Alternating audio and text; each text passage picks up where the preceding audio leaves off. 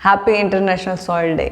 इस बार का जो थीम है कि हम अपनी मिट्टी की शक्ति को किस तरह से बढ़ा सकते हैं। मिट्टी की शक्ति बढ़ाने के लिए हमें और कुछ भी नहीं, मिट्टी का जो एक नेचुरल उसका जो लाइफ साइकिल है उसको पूरा करना है और कुछ भी नहीं मिट्टी को चाहिए। तो उसको करने के लिए हम तीन तरह से, मेरे पास तीन अप्रोच हैं, आपके पास जो भी आपके पास अवेलेबल है आप वो कर सकते हैं। अगर आपके पास थोड़ी बहुत ज़मीन है तो आप क्या कर सकते हैं। अगर आपके पास ज़मीन ना हो के छोटे छोटे पॉट्स हैं तो आप क्या कर सकते हैं। नंबर 3, अगर आपके पास उतना भी टाइम या स्पेस नहीं है कि आप पॉट्स रख सकें तो हम अपनी मिट्टी को किस तरह से उपजाऊ बना सकते हैं। हर चीज़ के लिए हमारे किचन में ही सब कुछ है, हमें बाहर जाने की कोई ज़रूरत नहीं है। तो शुरू करते हैं। पहला, अगर आपके पास थोड़ी बहुत ज़मीन है तो आप क्या कर सकते हैं, आप अपना जितना भी किचन वेस्ट है उसको कंपोस्ट कर सकते हैं ईजीली। उसको आप अगर और कुछ भी नहीं करना चाहते तो मिट्टी में खड्डा खोद के उसमें डाल दीजिए और कुछ भी नहीं।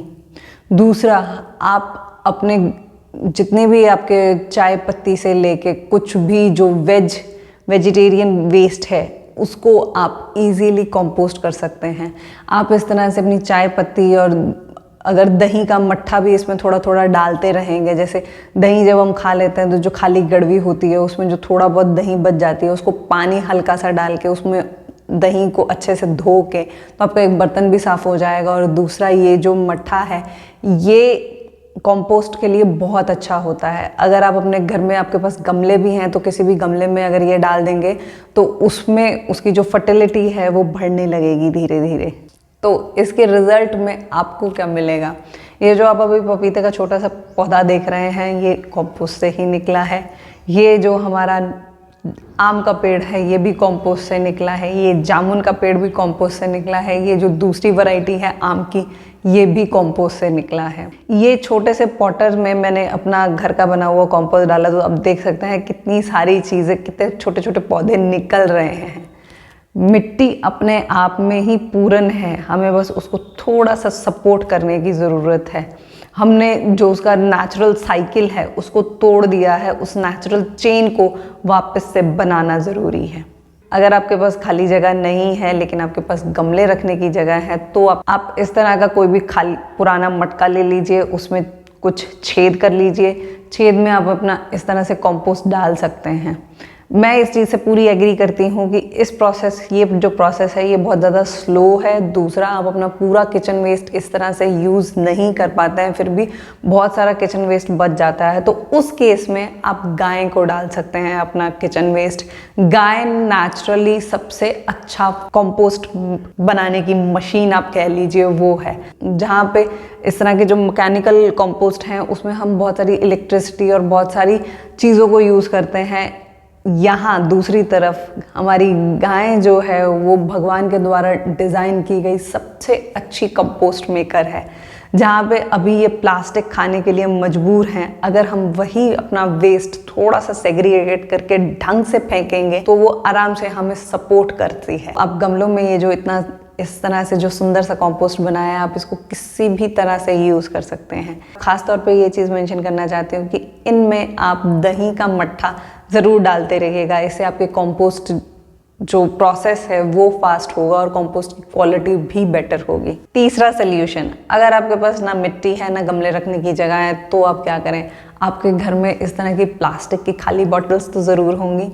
उनमें आप अपने संतरों के छिलके, थोड़ा सा गुड़ और खूब सारा पानी डालिए और उससे बायो एंजाइम बनाइए। और ये मैजिकल बायो एंजाइम बहुत कुछ कर सकता है। बायो एंजाइम बनाने के लिए आपको जो भी चाहिए वो आपके इस टाइम किचन में अवेलेबल है, जाइए बनाइए। बायो एंजाइम के ऊपर मैंने पूरी डिटेल में वीडियो बनाई हुई है।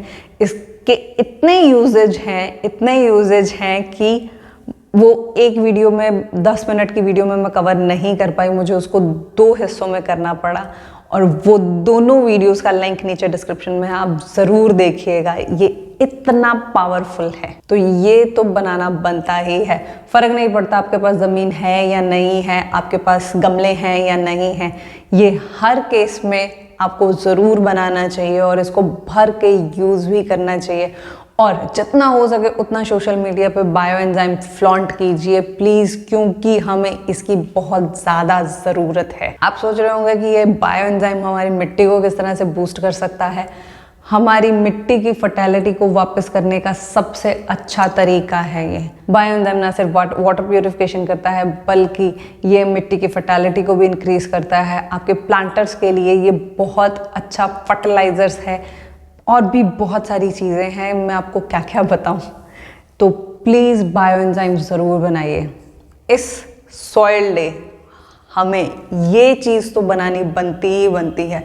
अगर आप कंपोस्ट नहीं भी बना पा रहे हैं तो कोई बात नहीं, अगर आपके पास उतना एफर्ट डालने का या उतनी ज़मीन नहीं है, या आपके पास गमले भी नहीं आप रख पा रहे हैं क्योंकि आपके पास बालकनी स्पेस भी नहीं है, पर हमारे घर में इतनी जगह तो है कि हम अपनी किचन की स्लैब पे या कहीं पे इस तरह से प्लास्टिक की बॉटल्स में अपने संतरों के छिलकों को या और भी किसी भी सिट्रिक फ्रूट के छिलकों को डाल के इस तरह से बायो एंजाइम बना सकें।